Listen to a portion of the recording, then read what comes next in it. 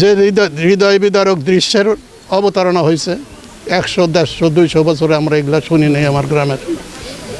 যে কঙ্কাল আমরা কবরস্থ করেছি, বহু জানাজায় শরিক হয়েছি 80 বছর বয়সে, কিন্তু এইরকম জানাজায় কোনোদিন শরিক হয়নি। আমাদের হৃদয়টা ভেঙে গেছে।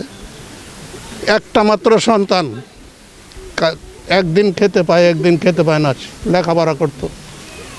সে লেখাপড়া ছেড়ে দিয়ে বোনের বিবাহের জন্য যে আমি যে কয়দিন তোরে বিবাহ না দিতে পারি, কয়দিন আমার পড়াশোনার দরকার নাই, সে কোনো নেশা করতো না, কোনো কিছু করতো না, অটো চালাইতো। খুব সুন্দর একটা ছেলে ছিল। তো তারে এইভাবে আমরা পেপার পত্রিকায় পড়ছি যে এইভাবে এগুলো হয়, কিন্তু দেখি নাই কোনোদিন, আজকে দেখলাম।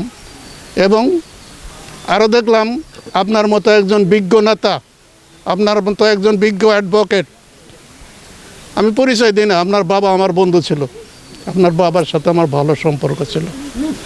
তো আপনি জনগণের খেদমতে মানুষের দুয়ারে দুয়ারে যেভাবে পদার্চনা করেন, আল্লাহ আপনাকে কামিয়াবি করুক, হয় নির্বাচনের মাধ্যমেই হোক আর আল্লাহর কুদরতেই হোক, আপনাকে কামিয়াবি করুক, এই দোয়া আমরা আমার গ্রামের পক্ষ থেকে করি। আমার গ্রামে এখানে সন্তোষ মোটবাড়ির মারুফ, সাজ্জাদ যারা বিএনপি করে, আপনার দলের আপনার কর্মী বেশি। তো আমি আপনার কাছে আশা করব অতি দ্রুত যেই আসামি হোক, আমি বলবো না যে ওমকে মারছে, অমুকে মারছে, তমুকে মারছে, যেই আসামি হোক অতি দ্রুত যেন এই হত্যাকাণ্ডের বিচারটা আমরা পাই। অ্যাডভোকেট হিসাবে আপনার কাছে আমার গ্রামের পক্ষ থেকে এই আবদার। আর এই ফ্যামিলির প্রতি আমি আর জানাজার সময় বলছি, আল্লাহ যেন এই ফ্যামিলিকে এই শোক ভুলবার শক্তিটা দেয়।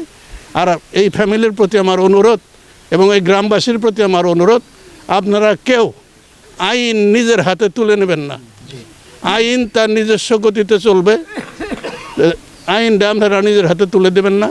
সর্বশেষে আমি ধন্যবাদ জানাই যে সমস্ত সাংবাদিক মিডিয়ার ভাইয়েরা এবং যে সমস্ত পুলিশ প্রশাসনের কর্মকর্তারা এই জিনিসটা উদ্ঘাটন করে, এত শীতের মধ্যে এত কষ্ট করে এই জিনিসটা উদ্ঘাটন করছে, তাদের আমার গ্রামের পক্ষ থেকে আন্তরিক ধন্যবাদ এবং আত্মার থেকে ধন্যবাদ জানাই এবং তাদের দীর্ঘায়ু কামনা করি।